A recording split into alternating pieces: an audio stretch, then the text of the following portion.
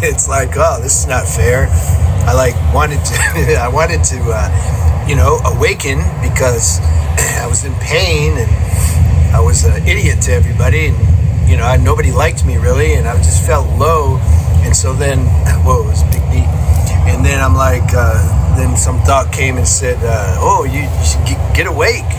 Then everybody's gonna like you, and you get all the girls, or get a good boyfriend, or people will be like, whoa, he's awake. Self-esteem will go up. Everything will be good. So then you start on this journey, and you realize, well, if it's authentic, I'm on like a different. It seems like I'm on a different frequency.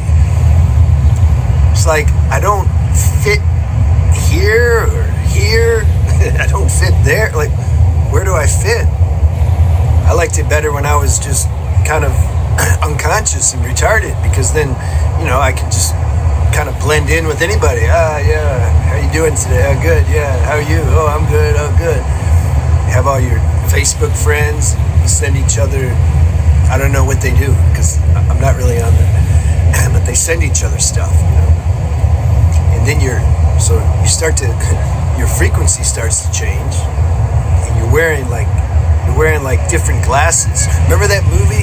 Damn it, I forgot the name. Somebody asked me if I saw it, and I'm like, yeah, that's a good one. It's real old though. It's probably, I don't know, 35 years old, but it's a good one. They live. Go see that. And the guy finds the glasses. Rowdy Piper. He used to be a wrestler. Wrestled for the WWF, and then he did this movie, and it was really good. Found these glasses, and all of a sudden he saw, like, whoa, it's like aliens everywhere, right? But they're dressed up in human bodies, so nobody sees them, but he saw them because he has his special glasses. And then he's like, what the hell am I doing on this planet? Like, this is, what's happening here? So people who start to come into the height of their being might feel a little out of place. And then you start to question, what is the meaning of life? I have to tell you, though, that you got to bear this process. It's the mind that's trying to throw you off the track. If we get right down to it, that's what's happening.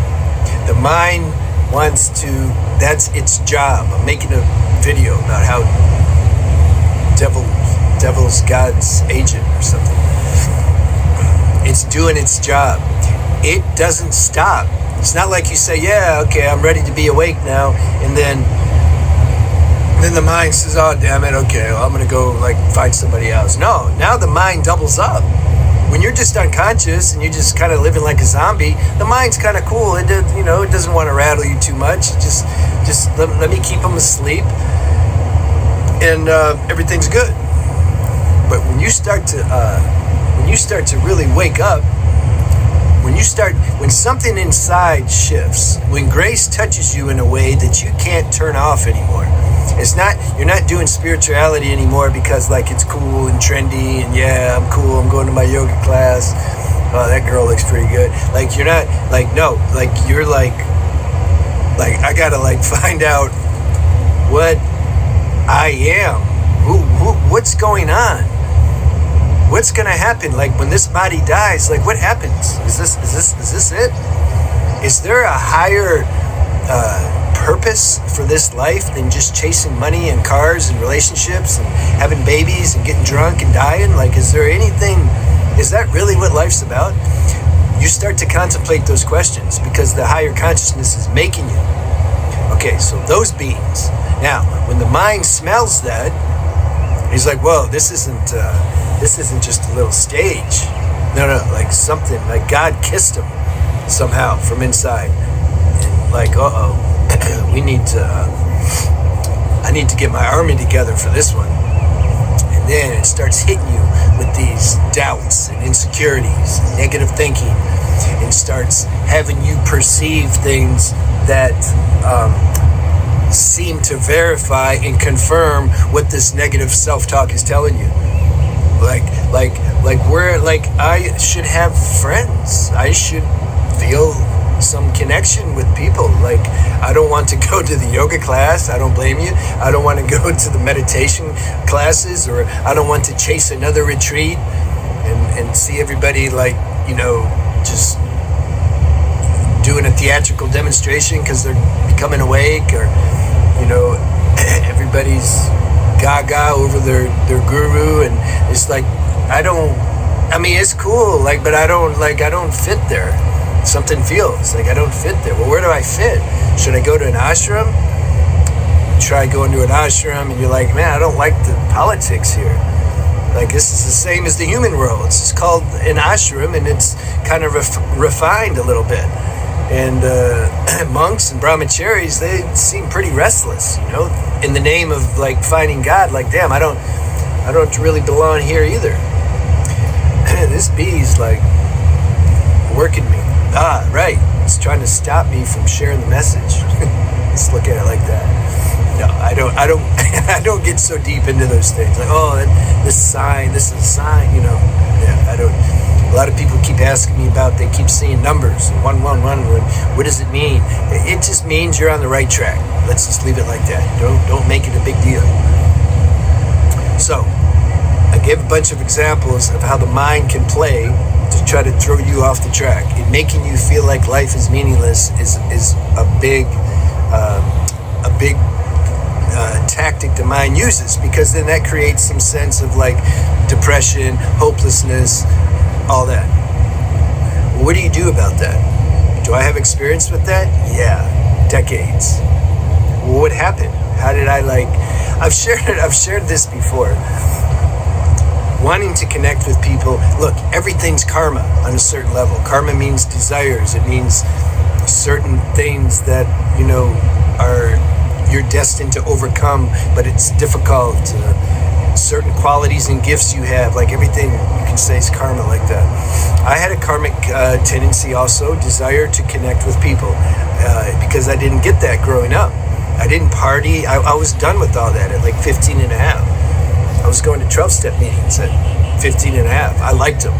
That's where my friends are. I still have some friends, 35 years now. Oh, okay. Well, there you go. If you have any addiction, you're lucky. Go to 12-step. And you might find some people you connect with. This is one thing that I did growing up, but still, it wasn't enough. So then I ended up doing some plant medicine ceremonies later, like in my 30s, and I was enjoying that camaraderie. It was kind of like, I don't know, sophisticated spiritual partying or something, but it was a higher level. It's not like, let's get drunk and sit in the house and talk nonsense and fight. No, it was like the medicine for those who are tuned. It kind of made them quiet, made them reflect, and we had some really deep conversations and connections. So I feel like doing that for a while kind of satisfied that karma. It was like, it wasn't, I saw that like, see, this is the thing, the mind, this is important. The mind tells you that something is so important, but yet you can't experience it, right? That's what the mind does, so then you're going to feel bad. So the mind told me a couple things in particular. One was to have a relationship with a girl where you have super good chemistry, super just physical, emotional, sexual, psychological, like you're on point. And then you're having sex too, and the sharing, the unity, and all that, right? It told me you need to experience that, man. Okay, how? Where's she at? No, I don't know about that, but you need to experience that. It's with the mind. So I let life do its thing, I let time do its thing, and I experienced it 3.5 times. The same thing with this wanting to have some kind of human camaraderie connection. I experienced that after doing enough plant medicine ceremonies. And I found it's not like, it's nice, but it's still steeped in duality. Both examples, having the so-called great relationship and having the great camaraderie. It's okay, it's a great experience, but it ends, and it's dualistic. And you'll see, there's positive, and there's negative, and then all that. And so then you realize through direct experience, you're like, damn, this isn't what I'm looking for. This doesn't satiate me on the deepest level. It's great, but it doesn't, I'm still hungry somewhere. God, what do I do? Maybe you should try me. That's a good idea. You see? And then the slogan becomes more true for you. God and I are a majority. How that takes place is very individual, but it will happen. After all this other karma gets burnt that you think, you need to experience and do to make you happy. The real purpose for doing all that is not to make you happy, is to see it doesn't make you happy. You'll still enjoy a little bit, that's fine, but it doesn't give you the ultimate happiness. So when all that's burnt, then automatically something starts to commune more with this spirit inside. That gives you a nourishing that nothing else can give you, and you realize, oh yeah, this is what I've been looking for. Well, what a joke. It's like here, and I'm looking everywhere out here. Okay, it's okay. At least I got it now. This is what happens. All right, let me know if you liked that video.